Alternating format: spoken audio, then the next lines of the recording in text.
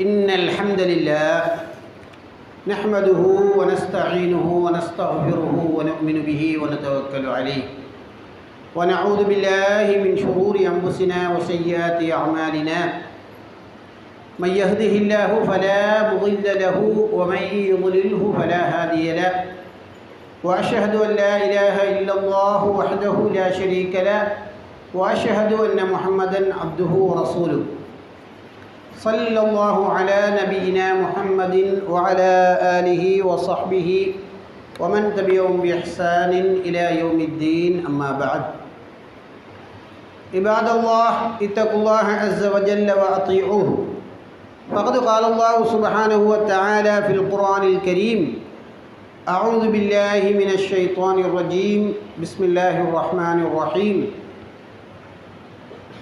يا أيها الذين آمنوا اتقوا الله ولتنظر نفس ما قدمت لغد واتقوا الله إن الله خبير بما تعملون وقال أيضا فأما من طغى وآثر الحياة الدنيا فإن الجحيم هي المأوى وأما من خاف مقام ربه ونهى النفس عن الهوى فإن الجنة هي المأوى وقال نبينا محمد صلى الله عليه وسلم من كانت له مظلمة لأخيه فليستحله قبل أن لا يكون دينار ولا درهم رواه البخاري புகழனைத்தும் ஏக வல்ல ஒரே இரட்சகனாகிய அல்லாஹு சுப்ஹானஹு வ தஆலாவுக்கு மட்டுமே உண்டாகட்டுமாக. ஸலவாத்தும் சலாமும் எமக்கெல்லாம் ஈருலக வழிகாட்டியாகிய முஹம்மது நபி ஸல்லல்லாஹு அலைஹி வஸல்லம் அவர்கள் மீதிலும் அவர்கள் வாழ்ந்து காட்டிச் சென்ற வாழ்க்கை வழிமுறைகளை பின்பற்றி நடந்த உத்தம சஹாபாக்கள், தாபிஈங்கள், தபுஅ தாபிஈங்கள், அவர்களின் வழி நடக்கும் நல்லவர்கள் நம்மவர்கள் அனைவர் மீதிலும் பரிபூர்ணமாக உண்டாகட்டுமாக என்று கேட்டுக்கொண்டதற்கு பின்னால் அல்லாஹ் சுப்ஹானஹு வ தஆலா முஸ்லிம்களாகிய எம் மீது கடமையாக்கிய வெள்ளிக்கிழமையன்று குத்துபா பிரசங்கத்தையும் ஜும்ஆ தொழுகையையும் நிறைவேற்ற வந்திருக்கும் கண்ணியத்திற்கும் மதிப்புக்கும் உரிய அல்லாஹ் சுப்ஹானஹு வ தஆலாவின் நல்லடியார்களே, சகோதரர்களே, அல்லாஹ் தஆலாவை நமது வாழ்வின் அனைத்து விவகாரங்களிலும் பயந்து அடிபணிந்து அவன் எமக்கு இட்ட கட்டளைகளை எம்மால் முடிந்த அளவுக்கு எடுத்து நடந்து கொள்வதோடு விலக்கியவைகளை விட்டு முற்றுமுழுதாக ஒதுங்கி தவிர்ந்து வாழ வேண்டும் என்ற வசியத்தை ஆரம்பமாக அனைவருக்கும் முன்வைக்குகின்றேன்.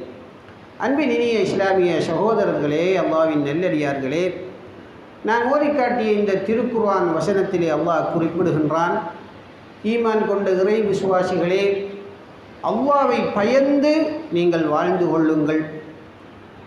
நாளைய மறுமைக்காக எதை நீங்கள் தயார்படுத்தி வைத்திருக்கின்றீர்கள் என்பதை கொஞ்சம் சிந்தித்து பார்த்து கொள்ளுங்கள்.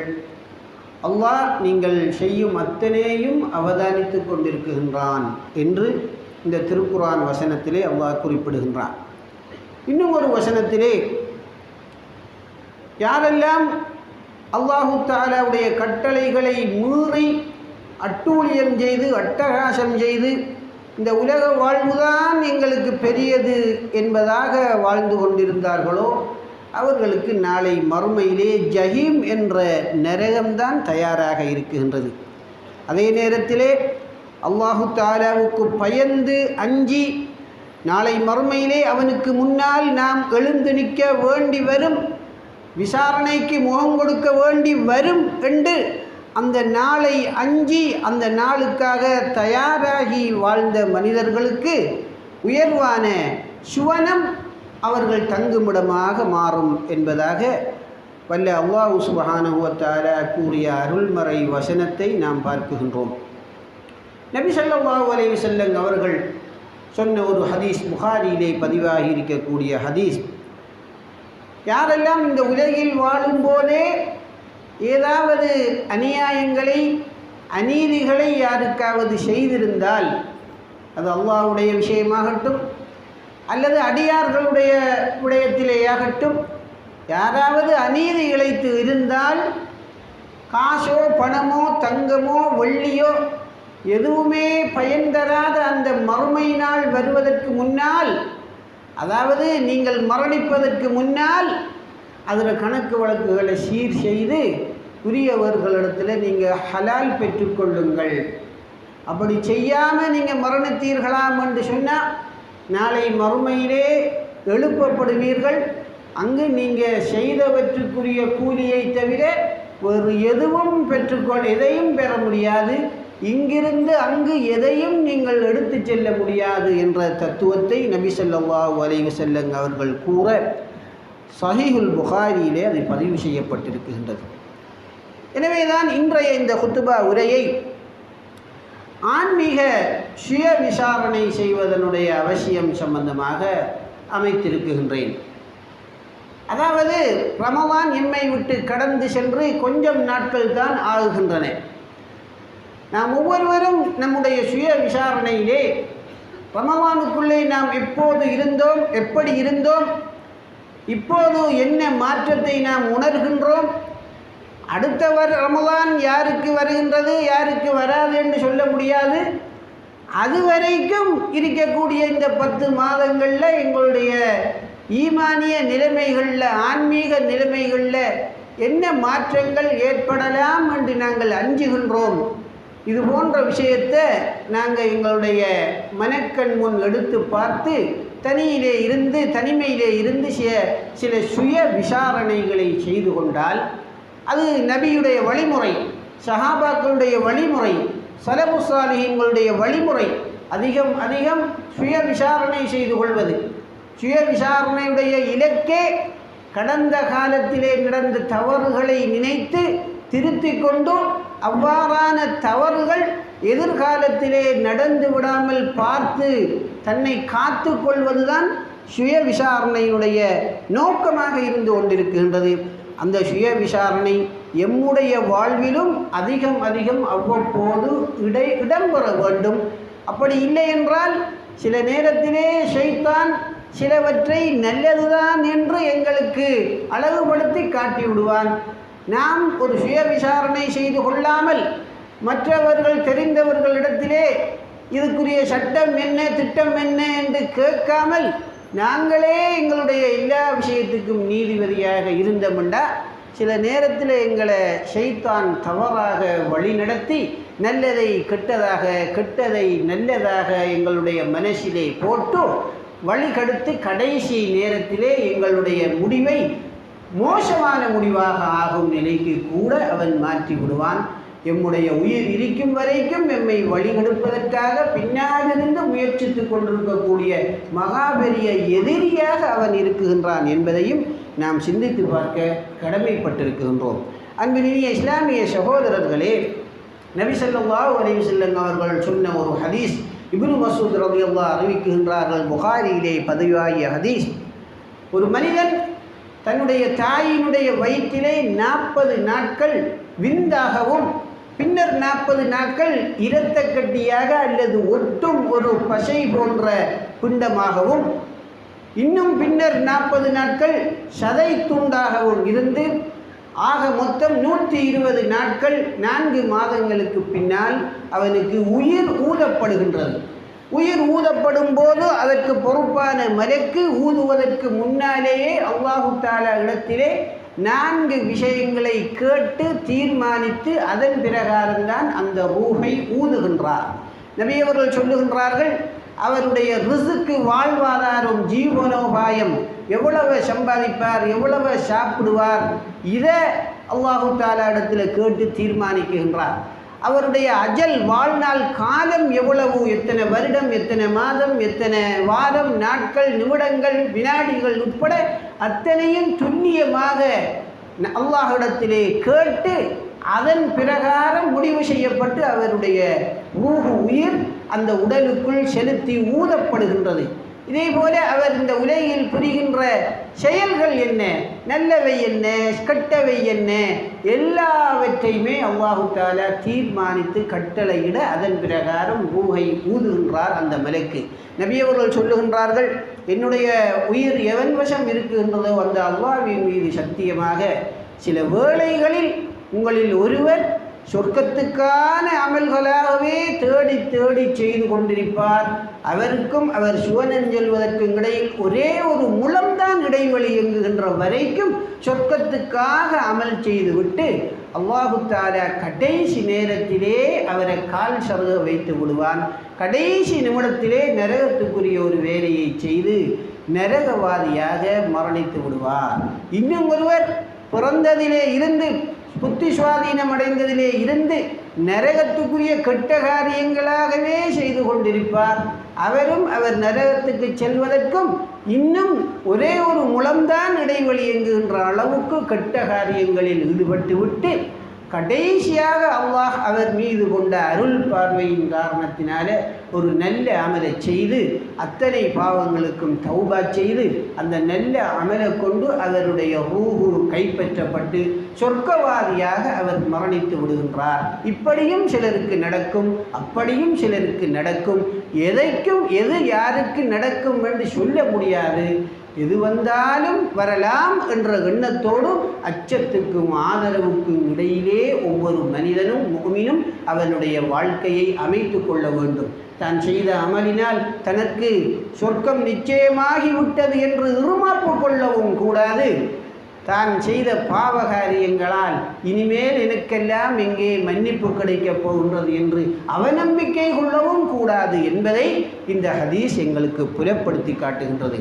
அன்பின் இனிய இஸ்லாமிய சகோதரர்களே, அல்லாஹ்வின் நல்லடியார்களே, நபி ஸல்லல்லாஹு அலைஹி வஸல்லம் அவர்கள் ஒரு போரிலே ஈடுபட்டிருந்த நேரத்திலே அந்த போரிலே எல்லோரும் ஆச்சரியப்படத்தக்க வகையிலே மிக வீர தீரமாக ஒருவர் போராடி கொண்டிருக்கின்றார். நிறைய எதிரிகளை வெட்டி வீழ்த்துகின்றார், துரத்தி அடிக்குகின்றார்.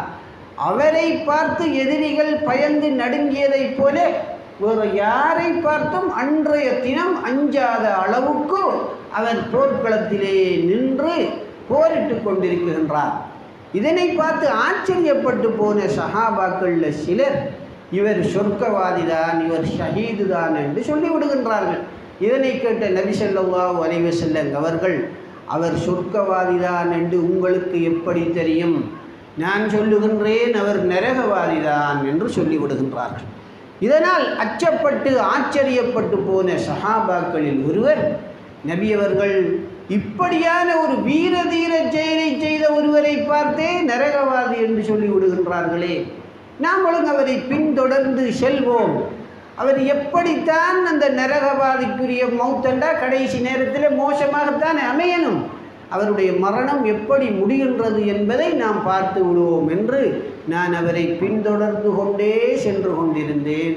ஒரு கட்டத்திலே அவருடைய உடல் முழுவ காயங்கள் ஏற்பட்டதன் காரணத்தினால் தாங்க முடியாத வலி வேதனையால் துடித்து கொண்டிருந்தார்.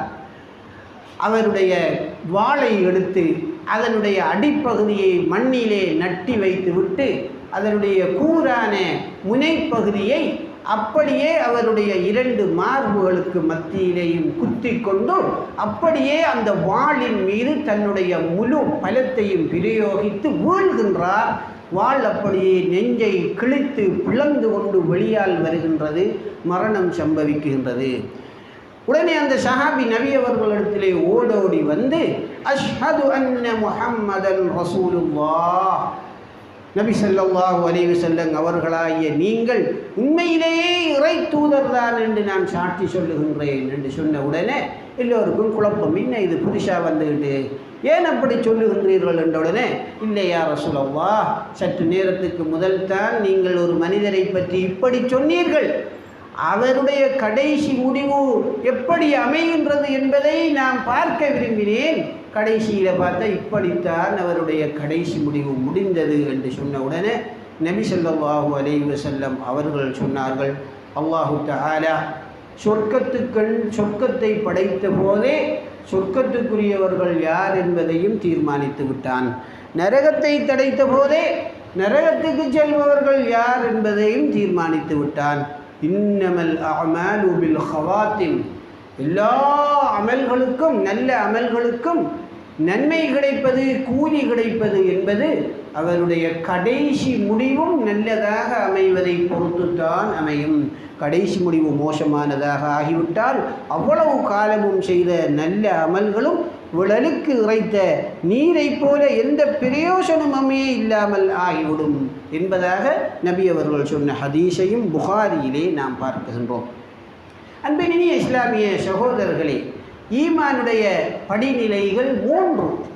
ஒன்று ஆரம்பகட்ட முஃமின், இரண்டாவது ஒரு நடுநிலை முஃமின், மூன்றாவது முழுமையான முஃமின். இதனை ஜிப்ரீல் அலைஹிஸ்ஸலாம் அவர்களே நபி அவர்களிடத்தில் வந்து இஸ்லாம் என்றால் என்ன, ஈமான் என்றால் என்ன, இஹ்சான் என்றால் என்ன என்று கேட்டு சொல்லி கொடுத்து விட்டு சென்றார்கள். அந்த ஈமானுடைய முழுமை பெற்ற நிலைமைதான் இஹ்சான் என்ற நிலை. இஹ்சான் நிலை என்றால் என்ன? ஒரு மனிதன், ஒரு முஃமின் என்னத்தை செய்தாலும் அவன் அல்லாஹ்வை பார்க்காவிட்டாலும் அல்லாஹ் அவனை பார்த்து கொண்டே இருக்கின்றான் சதா நேரமும் என்ற எண்ணத்தை மனக்கண் முன் நிறுத்தி அவனுடைய அத்தனை செயல்களையும் அதற்கு ஏற்ற மாதிரி அல்லாஹ் என்னை கண்காணித்து கொண்டே இருக்குகின்றான் என்ற எண்ணத்துக்கு ஏற்ப அமைத்து கொள்வது இருக்குகின்றதே, இதுதான் இஹ்சான், ஈமானுடைய உயர்ந்தபட்ச நிலையாகும். இந்த உயர்ந்தபட்ச நிலைமைக்காக ஒவ்வொரு முஃமின்களாகிய நாமும் பிரார்த்திக்க வேண்டி இருக்கின்றது, முயற்சி செய்ய வேண்டி இருக்கின்றது. நபி ஸல்லல்லாஹு அலைஹி வஸல்லம் அவர்களுடைய காலத்திலேயே தன்னைத்தானே முஹாசபா செய்திருக்கின்றார்கள், சுய விசாரணை செய்திருக்கின்றார்கள்.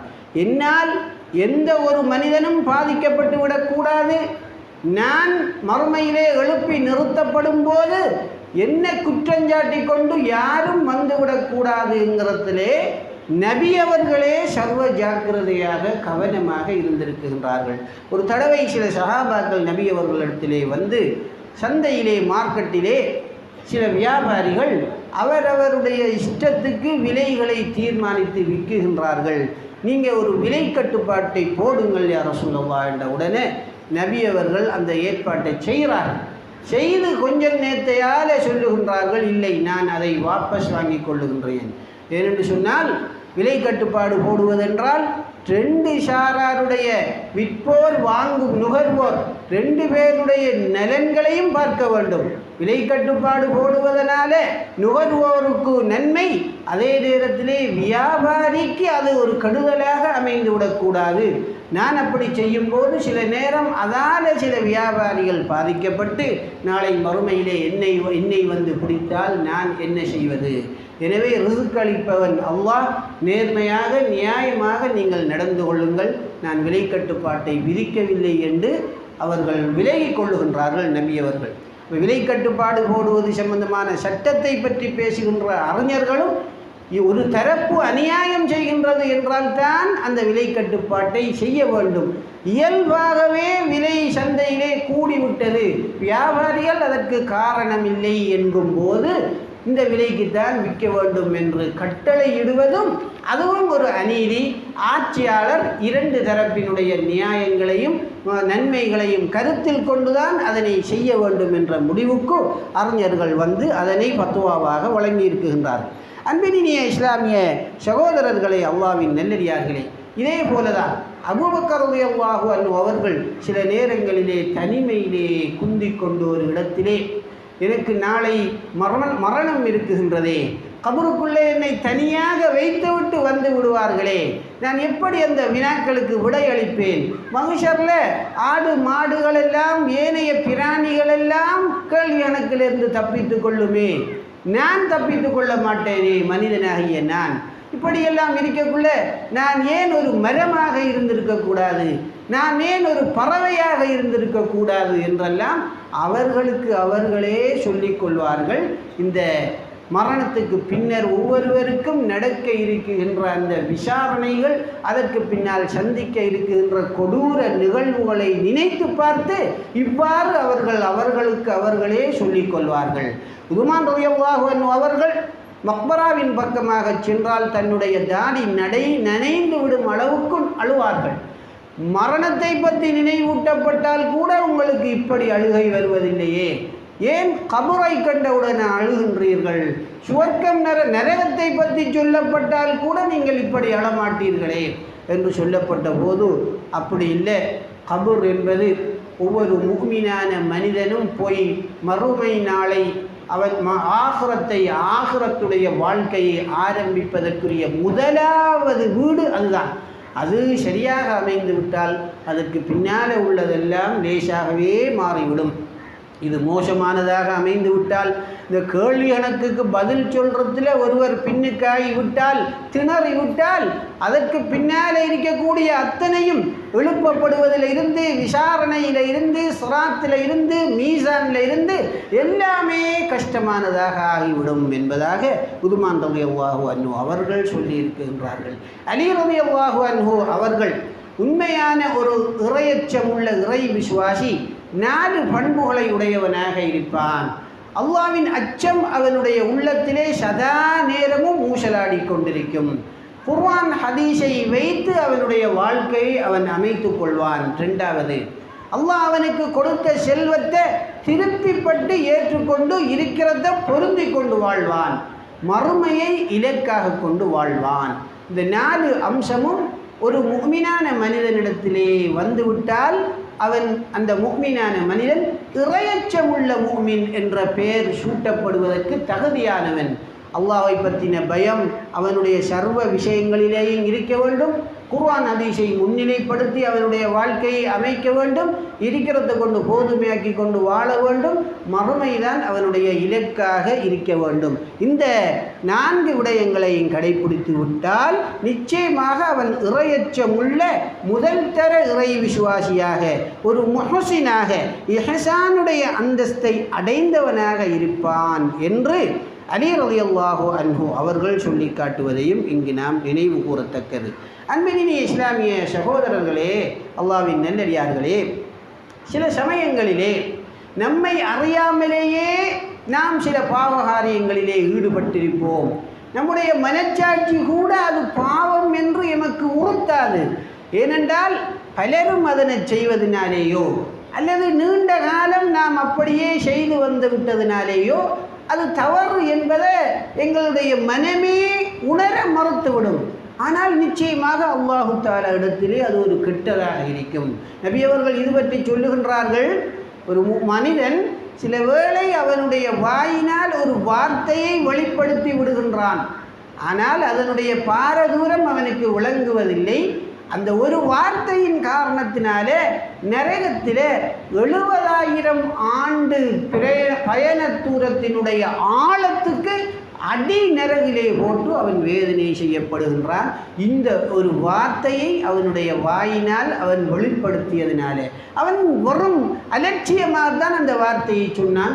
அதனுடைய பாரதூரம் இவ்வளவு இருக்கும்ங்கிறத அவன் உணரல்ல என்று நபி ஸல்லல்லாஹு அலைஹி வஸல்லம் அவர்கள் சொல்லி காட்டிய ஹதீஸையும் அபூ தாவூதிலே நாம் பார்க்கின்றோம். இதே போலதான் எங்களுடைய வாழ்க்கையையும் நாம் எடுத்து ஆராய்ந்து பார்த்தால், கையினாலும் காலாலும் கண்ணாலும் செவியாலும் வாயாலும் ஏனைய உடல் உறுப்புகளாலும் எத்தனையோ அல்லாஹ்வுக்கு விரோதமான செயல்களை செய்வதை எம்மில் சிலர் பழக்கப்படுத்தி கொண்டிருக்கின்றோம். அதை எங்களுடைய உள் உணர்வு கூட ஒரு பாவம் என்று சொல்லாத அளவுக்கு அது பழகி போய்விட்டது. அல்லது எல்லோரும் சொல்வதனால அதையும் நாம் சொல்லி கொண்டிருக்கிறோம். ஆனால் அல்லாஹ் தஆலா இடத்துல அது பாரதூரமானது. சில மார்க்க கடமைகளை நான் செய்வதில் அலட்சியமாக இருக்கின்றோம். ஆனால் அது ஒரு கடமையாக இருக்கும். அல்லது அதனை மீறுவது ஒரு ஹராமாக இருக்கும். அது ஹராம் என்றே உணராத அளவுக்கு நாம் அதற்கு பழக்கப்பட்டு போயிருப்போம். அப்போ இதில் இருந்து விடுபடுவதற்கு ஒரே ஒரு வழி முஹாசபத்து நஃப்ஸ் என்ற ஆன்மீக சுய விசாரணையை அடிக்கடி நாம் வைத்துக் கொள்வதுதான். ஒரு ஷைத்தான் ஆகப்பட்டவன் ஒரு மனிதனை பல கோணங்களிலே வந்து வழிகெடுப்பான். சில நேரத்திலே பணக்காரர்களை ஒரு வகையாக, ஏழைகளை இன்னும் ஒரு வகையாக, நல்லவர்களை ஒரு வகையாக, கெட்டவர்களை இன்னும் ஒரு வழியிலே வந்து இன்னும் சிலரை மார்க்க விஷயங்களிலே கூடுதலாக ஈடுபட வேண்டும் என்ற எண்ணத்தை கொடுத்தே அவர்களை வழிகெடுப்பானாம். அல்லாமா இப்னுல் ஜௌஸி ரஹிமஹுல்லாஹ் அவர்கள் தல்பீசு இப்லீஸ் என்ற அவர்களுடைய இந்த நூலிலே இதனை குறிப்பிட்டு காட்டுகின்றார்கள். ஒருவரிடத்திலே வந்து அவரை அமல் செய்ய வேண்டும் என்று ஆர்வம் உள்ளவராக அவர் இருப்பார். அவரிடத்திலே வந்து அமல் செய்ய வேண்டும் என்ற கோணத்திலேயே அவருக்கு ஊசலாட்டத்தை உண்டாக்கி இல்லாதவற்றையெல்லாம் அமல்கள் என்று செய்ய அவருக்கு உள்ளுணர்வை ஊட்டி பித்அத்துகளுக்குள்ளே ஷிர்க்குகளுக்குள்ளே அவரை கொண்டு போய் தள்ளி விடுவான். அவர் அவற்றை இபாதத்தென்று நினைத்து கொண்டு செய்கின்றார்.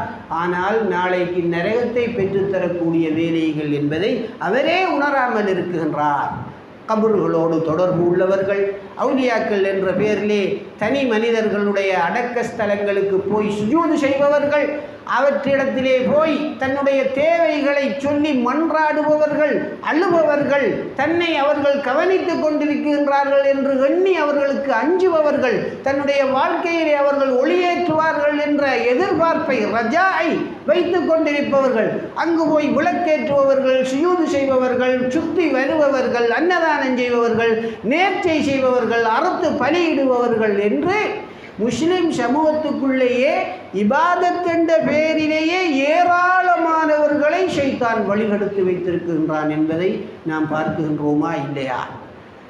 இதே போல மார்க்கத்தில் இல்லாத எத்தனையோ விஷயங்களை, நபியவர்கள் செய்து காட்டாத விஷயங்களை, தடுத்த விஷயங்களை மார்க்கம் என்ற பெயரிலேயே சிலரை செய்ய வைத்து ஒரு ஃபர்துக்காக சண்டை பிடிக்க மாட்டார்கள், ஒரு சுன்னத்துக்காக சண்டை பிடிக்க மாட்டார்கள். ஆனால் அந்த பிதஅத்து இல்லாமலாக்கப்பட்டு விட்டால் அதற்காக வருந்தி கட்டிக்கொண்டு எந்த மட்டத்துக்கு வேண்டுமானாலும் அவர்கள் செல்லுவார்கள். அந்த அளவுக்கு அதன் மீதான நேசமும் பற்றும் அவர்களுக்கு ஷைத்தான் அவர்களுடைய உள்ளத்திலே போட்டிருக்கின்றான்.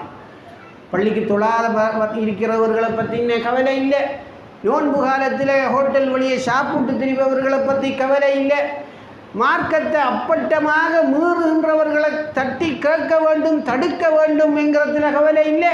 ஆனால் மார்க்கத்தின் பேரால் காலாதி காலமாக ஆண்டாண்டு காலமாக செய்து வருகின்ற ஒன்றை விட்டுவிடுங்கள் என்று சொன்னால் அது போதும். பிறகு அங்கே ஒரு பெரிய போர் தான் வெடிக்கும், யுத்தம்தான் ஏற்படும். அந்த அளவுக்கு அதில் அவர்களுக்கு ஷைத்தான் பற்ற உண்டாக்கி இருக்குகின்றான். அப்போ இப்படியெல்லாம் ஷைத்தான் மனிதர்களை வழிகெடுக்குகின்றான். வாயில இருந்து வார வார்த்தைகளை மிகவும் ஜாக்கிரதையாக நாம் கையாள வேண்டும். அது மார்க்க விஷயமாக இருந்தாலும் சரிதான். தௌஹீது சகோதரர்களிலேயே சிலர் அவர்களுடைய வார்த்தை பிரயோகங்கள், அவர்கள் பயன்படுத்துகின்ற வார்த்தைகள் பாரதூரமான வார்த்தைகள். அன்று ஒரு சகோதரர் சொல்லுகின்றார், இந்த காத்தாங்குடியிலே இருக்கின்ற ஒரு மௌலைமாருக்கும் தொழத் தெரியாது என்று 19 சொல்லுகின்றார். ஏன், என்ன காரணம் என்று கேட்டால் அதுக்கு அவர் சொல்கிறது என்ன என்றால், இங்கே உள்ள மௌலைமார் தொழுவிக்குகின்ற இமாம்கள் யாருமே சரியாக தொழுறாக இல்லை. என்ன சரியாக தொழுறாக இல்லை? சுஜூதுக்கு போகக்குள்ள முதல் கையை வைக்கணும், அதுக்கு பிறகுதான் காலை வைக்கணும். எல்லாரும் முதல் முழங்காலை வைக்காக, அதுக்கு பிறகுதான் கையை குத்துறாக. ஒருத்தர் தொழுகையும் கூடாது, ஒருத்தருக்கும் தொழத் தெரியாது என்று சொல்லுகின்றார். இதே போல காலோடு கால் நெருக்கி வைக்காமல் ஒருவர் தொழுதால் அவருடைய தொழுகையும் கூடாது என்று பகிரங்கமாக சொல்லுகின்றார்.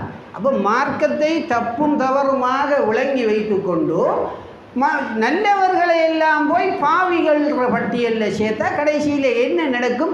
அத்தனை பேரையும் பற்றி புறம் பேசினது, கோல் சொன்னது, தவறாக பேசினதனுடைய பாவத்தை இவர் தான் சுமக்க வேண்டி வரும்.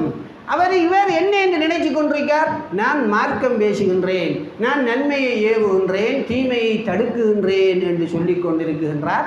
விளக்கமில்லாத செயல்பாடு. சுப்ஹானல்லாஹ். அவர் நல்லது செய்வதாக எண்ணிக்கொண்டிருக்கின்றார், ஆனால் தீமை பட்டியல் நிறைக்கப்பட்டு கொண்டிருக்கின்றது என்பதை அவருக்கே தெரியாமல் இருக்கின்றது.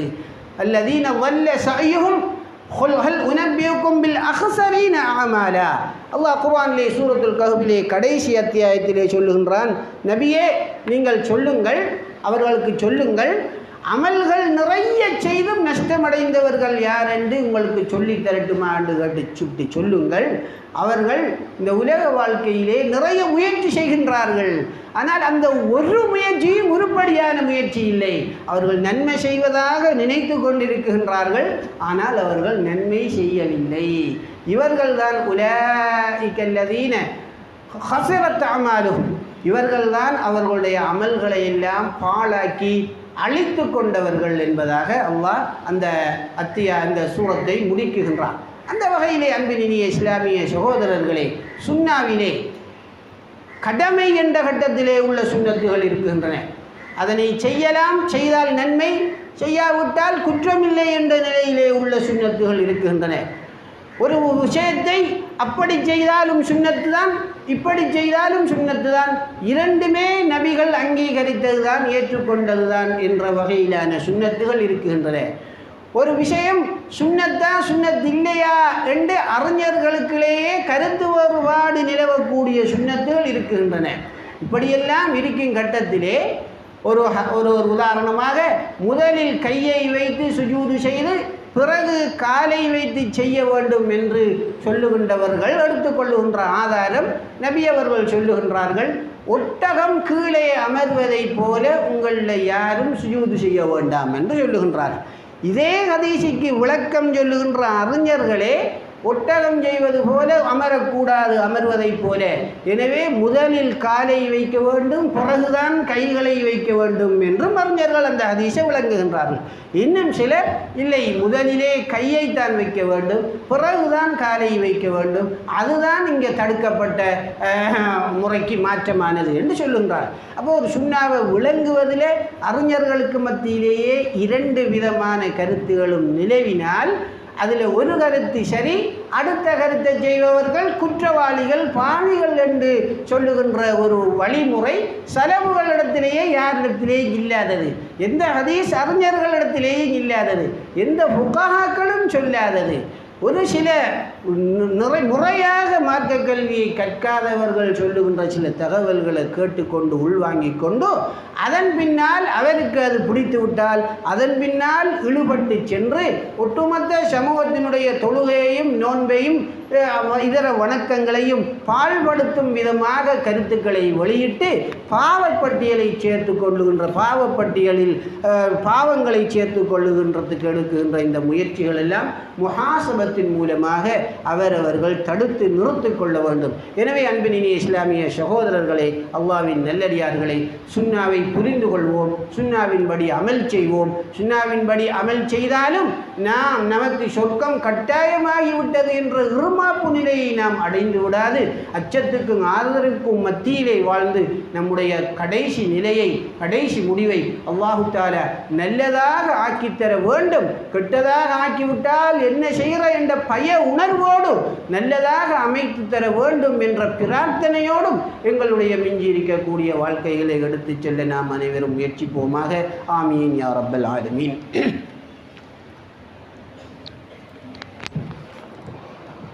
அல்ஹம்துலில்லாஹ் வஸ்ஸலாத்து வஸ்ஸலாமு அலா ரசூலில்லாஹ் முஹம்மது பின் அப்துல்லாஹ் ஸல்லல்லாஹு அலைஹி வ அலா ஆலிஹி வ ஸஹ்பிஹி அஜ்மஈன். அம்மா பஅத். அன்பினிய இஸ்லாமிய சகோதரர்களே, அல்லாஹ்வின் நல்லடியார்களே, சுய விசாரணை செய்து கொள்வதற்கு மிகப்பெரியதொரு அனுகூலம்தான் மரண நினைவை பற்றியும் அவ்வப்போது நாம் நினைவு கூர்ந்து பார்ப்பது. ரமலான் எம்மை விட்டு கழிந்து ஒரு மாதம் கூட ஆகவில்லை. இந்த குறுகிய இந்த ஒரு மாத காலத்துக்குள்ளே எங்களில் எத்தனை பேர் மரணித்திருக்கின்றார்கள் என்பதை கொஞ்சம் சிந்தித்து பாருங்கள். என்னென்ன வகையிலேயெல்லாம் மரணித்திருக்கின்றார்கள் என்பதையும் கொஞ்சம் சிந்தித்து பாருங்கள். என்னை பொறுத்த வரைக்கும் ஆச்சரியமான மரணங்கள் இந்த இடைப்பட்ட காலத்துக்குள்ளே நிறைய நடந்திருக்கின்றன. அது வழக்கம்தான், நமக்கு இப்போதுதான் அது தெரிய வந்திருக்கின்றது. நான் அறிய பெருநாள் அன்று நம்முடைய ஊரை சேர்ந்த ஒரு நல்ல சகோதரருடைய மகன், வயது 23, அமெரிக்காவிலே சிட்டிசன்ஷிப் எடுத்துக்கொண்டு வாழ்பவர்கள், அவர் மரணித்திருக்கின்றார். எப்படி மரணம் என்றால், அவரை எனக்கு 5 வயதிலே இருந்து தெரியும். நான் சவுதி அரேபியாவிலே தஹ்வா நிலையத்திலே பணிபுரிந்த போது அந்த மரணித்தவரின் தந்தை மிகவும் உதவி ஒத்தாசையாக எனக்கு இருந்தார்.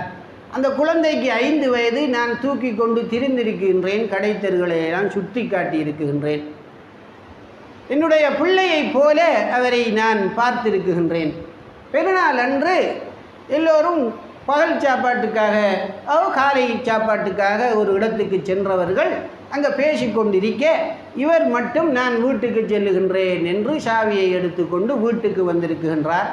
வீட்டுக்கு வந்து உடல் பயிற்சியிலே காலையிலே ஈடுபட்ட நேரத்திலே அந்த உடல் பயிற்சி உபகரணம் அந்த சில்லு கலண்டு வந்து வெயிட்டு தூக்குற சில்லு கலண்டு வந்து தலையில் விழுந்து அந்த இடத்திலேயே மயங்கி மரணித்து விடுகின்றார்.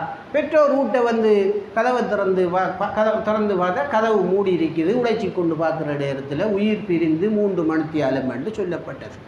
அப்போ நினைத்து பார்க்காத மரணங்கள். வயது 23, வாழ்வின் இன்ப சுகங்களுக்குள்ளே இன்னும் அவர் பிரவேசிக்கவே இல்லை, திருமணம் செய்யவில்லை, திருமண வயதை நெருங்கி கொண்டிருந்தவர். பெற்றோரும் சுற்றத்தாரும் எவ்வளவோ கனவுகளோடும் ஆசைகளோடும் இருந்திருப்பார்கள்.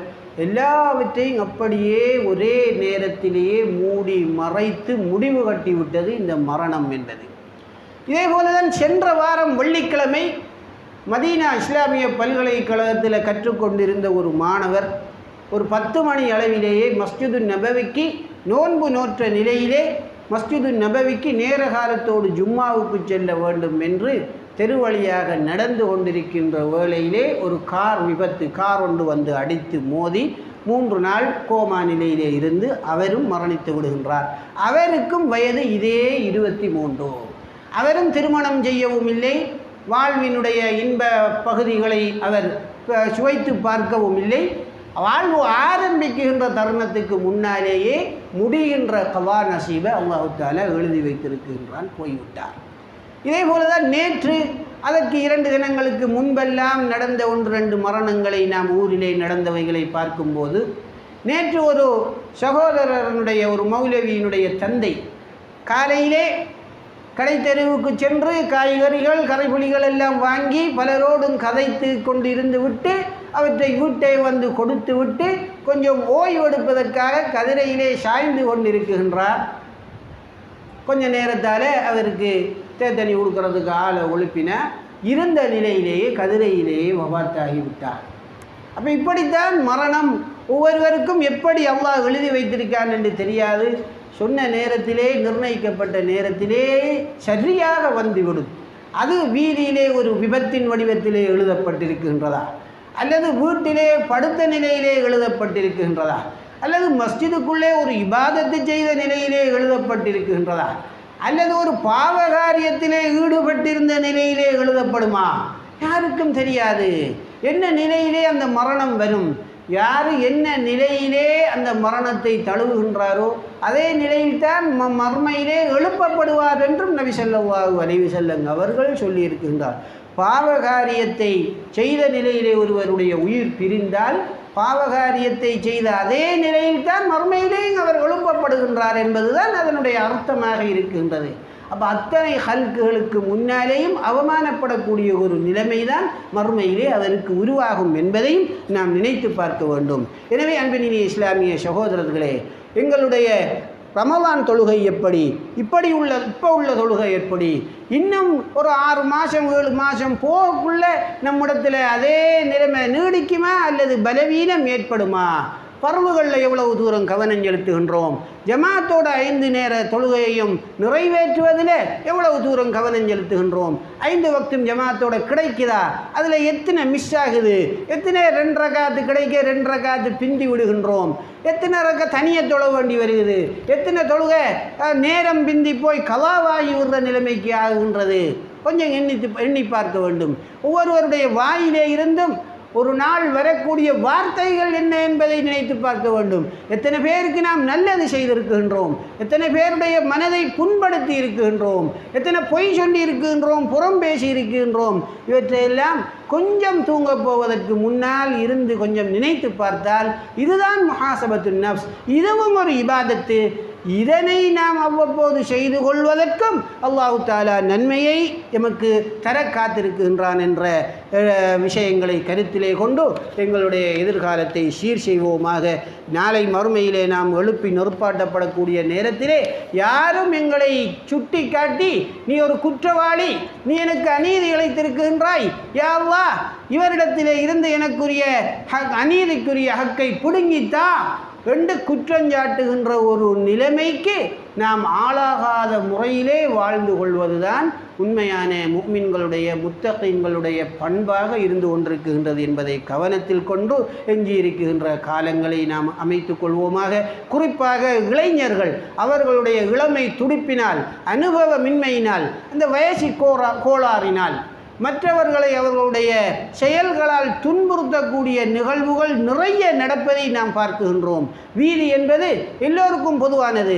ஒன்றுக்கும் முடியாத ஒரு நோயாளியான ஒரு கிழவனுக்கும் அதில் உரிமை இருக்கின்றது. இன்றைக்கு இப்போதான் நடக்க பழகின ஒரு குழந்தைக்கும் அதில் நடக்க உரிமை இருக்கின்றது. அவர்களுடைய எல்லாருடைய உரிமையும் நாம் பேண வேண்டும்.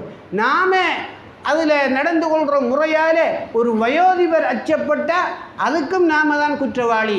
ஒரு குழந்தைக்கு ஒன்று நடந்துட்டால், ஒரு குழந்தைக்கு நடக்காவிட்டாலும் ஒரு ஸ்கூலுக்கு போகிற பிள்ளை நாம் நடந்து கொள்கிற முறையால் பயப்பட்டுட்டா அதுவும் நாம் அந்த குழந்தையுடைய விஷயத்தில் செய்த அத்துமீறல் அநீதியாகத்தான் கருதப்படும் என்பதை எல்லாம் உணர்ந்து செயல்படுவோமாக.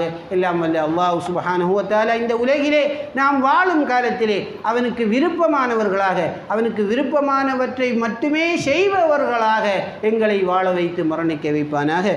ஆமீன் ஆமீன். வாஹிரு தவானா அல்ஹம்துலில்லாஹி ரப்பில் ஆலமீன். வஸ்ஸலாமு அலைக்கும் வரஹ்மத்துல்லாஹி வபரகாத்துஹு.